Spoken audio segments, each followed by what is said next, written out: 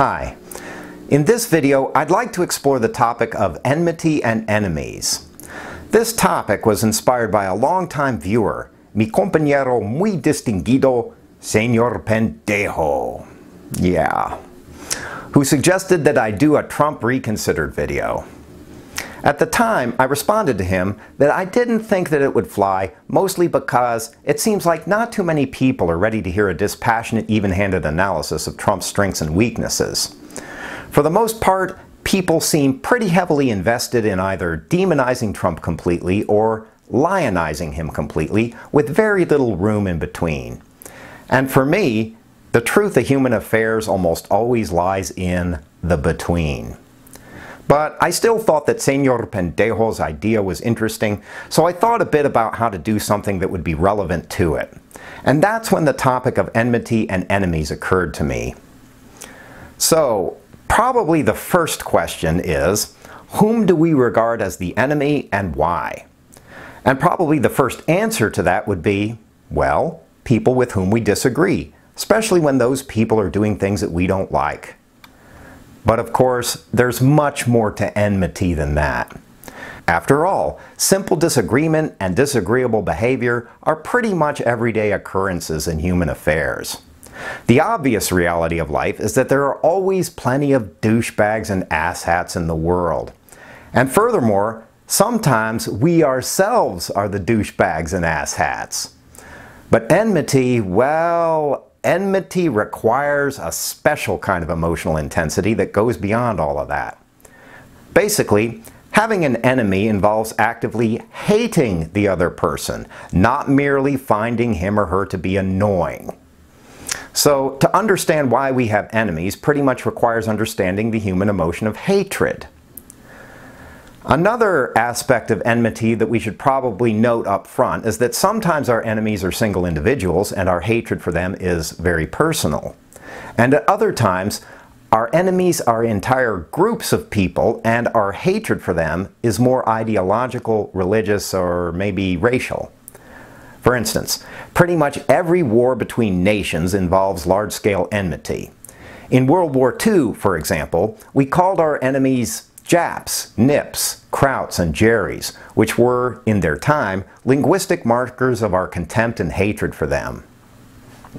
These days, one of the more conspicuous examples of enmity and its underlying hatred is playing out between elements of the alt-right and alt-left, who call each other similar derogatory names like cucks, fascists, snowflakes, and Nazis. One thinker who sheds light on the group-oriented forms of enmity, and perhaps also on its individual forms, is James Carse, who analyzes, among other things, war. In his book, Finite and Infinite Games, which I would highly recommend, he writes, "War presents itself as necessary for self-protection, when in fact it is necessary for self-identification." In other words, wars are never really about their surface justifications, which usually have to do with things like oppression, injustice, self-defense, etc. The real reason we hate our enemies and wage war against them has to do with our identity, with our sense of ourselves as being right, and on the side of justice and goodness, for instance. And of course, the eventual irony of it all is that we're always willing to spill oceans of blood, whether in Dresden or Hiroshima or on the streets of Berkeley, so that we can think of ourselves as morally superior people. But, of course, the deeper reality is that our actual reasons for battling our enemies are almost always far less noble and far less justifiable than the stories we like to tell ourselves. And I suspect that the same holds true for enmity at the more individual level, too. And this is why enmity and hatred are such blindingly powerful forces in our lives. It's not because the rationales and justifications we have for hating our enemies are genuinely convincing.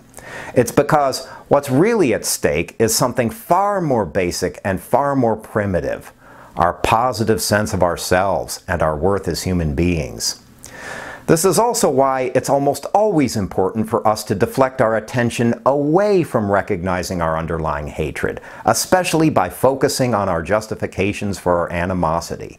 Justifications which, by definition, always seem incredibly urgent and which always seem to be the only possible reasonable perspective on things. After all, none of us likes to have to admit that we're really vicious, hate-filled monsters underneath it all. Most especially when that's exactly what we are. But why is it so hard to admit that? At the end of the day, isn't being a vicious monster really nothing more than another inevitable element of our human nature? For instance, I know that personally, I haven't encountered a single human being yet who is immune from this. True, some of us seem to have more of it than others of us do, and some of us are better at concealing it, most especially from ourselves. But the common denominator seems to be that everyone knows hatred and enmity, mostly because they're irreducible parts of the human experience, every bit as much as their opposites are. But unlike love and friendship, hatred and enmity are the parts of ourselves that we want to disown, mostly because we find them repulsive. Basically, we tend to hate the parts of ourselves that hate. A kind of circular trap that only perpetuates and strengthens the storm of hatred within us. In this regard, the hatred that we attribute to our enemies is usually just a distorted reflection of what we can't admit about ourselves. In psychology, we often talk about this dynamic in terms of projection. For instance, maybe you've noticed that when we're constantly calling out and shaming other people for supposedly being haters, it's usually little more than a hollow form of virtue signaling that's aimed at first concealing our own hatred by projecting it onto the people around us, and then generating an aura of phony moral superiority for ourselves. But of course, projection and virtue signaling are not really effective ways of dealing with our hatred and enmity because, as the philosopher Friedrich Nietzsche once noted, when we become preoccupied with battling monsters, it's easy to become monsters ourselves. Similarly, James Carse writes, "Evil is never intended as evil. Indeed, the contradiction inherent in all evil is that it originates in the desire to eliminate evil." And finally, Eric Hoffer, "The Savior who wants to turn men into angels is as much a hater of human nature as the totalitarian despot who wants to turn them into puppets." So if projection and virtue signaling are not good ways of dealing with our enmity and hatred, then what is? How can we escape the trap of being thoroughly ruled by that side of our human nature, especially in the self-defeating form of hating people who hate people? Well, in my view, the way to defuse that bomb is obviously not to succumb to the temptation to try to eliminate our enemies, which is itself only an expression of our own internal hatred. In other words, the way out of being ruled by our hatred is not to go around creating enemies out of people who embody what we can't stand about ourselves, and then joining some kind of self-righteous crusade to defeat them. The way to defuse the bomb of enmity is to become mindfully aware of it as it lives and breathes within us, in an almost curious way, rather than being automatically overwhelmed and ruled by it. For instance, let me give you a strategy that I use personally and that you can try out for yourself. When I notice that I'm hating someone or some group of people, I practice simply being mindfully aware of it. I say to myself, this is me hating someone. I feel hatred. How self-righteous and indignant I feel. And how seductive and strangely pleasurable that feeling is. And how quickly and creatively I'm generating clever justifications and excuses and projects for it, etc., etc. Wow, I am so creative. I am definitely impressed with myself.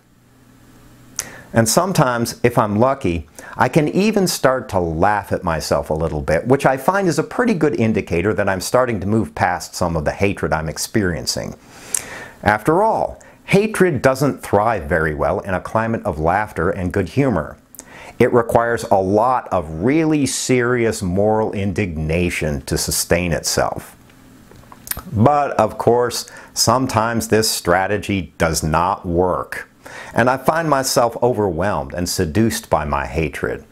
After all, I'm not some kind of saint or fully evolved bodhisattva, but still, all things considered, I find that it's best to give up the habit of pretending like hatred and enmity aren't actually happening, or, on the other extreme, the habit of wallowing in them self-indulgently, both of which are great temptations. The trick, it seems, is to become repetitively aware of our enmity and hatred to the point where we can accept them about ourselves. Accept the fact that we are hate-filled monsters, at least now and then, and that there's nothing inherently wrong with that. True, it may not be the prettiest thing in the world or the most noble part of our souls, but at the end of the day, it's just another part of our humanity. And that's the way out of being ruled by it, at least in my experience, by accepting what we are to the point that it loses its mesmeric power over us. Contrary to what common wisdom would have us believe, the way out is not by repeatedly shaming ourselves or each other, and not by trying to erase the external markers and expressions of our monstrous nature so that we're not inconveniently reminded of it, and definitely not by making it so impolite and inappropriate that we can't honestly talk about it. All of that only drives our hatred further underground, where it can fester and intensify and rule us even more thoroughly than it ever did before. What we need is to confront what we are and to work with it, not to run from it. That's true at the individual level and at the social level too. So, in this regard, our supposed enemies are really offering us a great opportunity to transcend our past habits and limitations, an opportunity to expand our consciousness of ourselves and consequently our relation to everything and everyone around us. Underneath it all, our enemies can be our worthy opponents in life, as Carlos Castaneda says, the kind of noxious people and ideas that bring us to the outer limits of who we think we are so that we can retool and redefine ourselves. Or, as Nietzsche once put it, love your enemies because they bring out the best in you. So, if you like to think of Donald Trump as your enemy, well, one way of working with that, as opposed to against it, would be first to become mindfully aware of it, rather than just reacting reflexively to it, and then to begin to perceive him as he actually is. Not as a demon, not as the orange boogeyman, but as a simple, flawed human being, as a person who is stuck in the middle of things, as we all are, with an array of talents and strengths, and also a healthy supply of neurotic faults and foibles. And who knows, maybe instead of regarding him as some kind of loathsome nemesis, we might eventually begin to view him with compassion. After all, like every one of us, Donald Trump is a human being caught in the turbulent vortex of life, and full of all of life's wondrousness and beauty, as well as all of the heartache and the thousand natural shocks that flesh is heir to. And who knows, maybe at some point in the future, we might discover that having compassion and kindness for the people we desperately want to regard as our enemies is actually a far more positive and effective force in the world than our seething hatred and enmity is. Maybe the world changes more as a function of our love for it than as a function of our hatred. Just a thought. And so, let me end by sharing a rule of thumb that I try to apply in my own life. At the end of the day, there are always 10,000 good reasons for us to hate each other, and really only 1 or 2 good reasons to love each other. So, if we're looking for reasons to hate someone, we're definitely going to find them, and they will be many, and they'll always seem to be incredibly convincing and urgent. However, the real challenge in human affairs is to locate the one or two good reasons to love someone and to see if we can live toward that, despite all of our convincing reasons for doing otherwise. Because in the final analysis, hating each other is easy. But loving each other, well, loving each other takes real vision and real courage. Have a good day.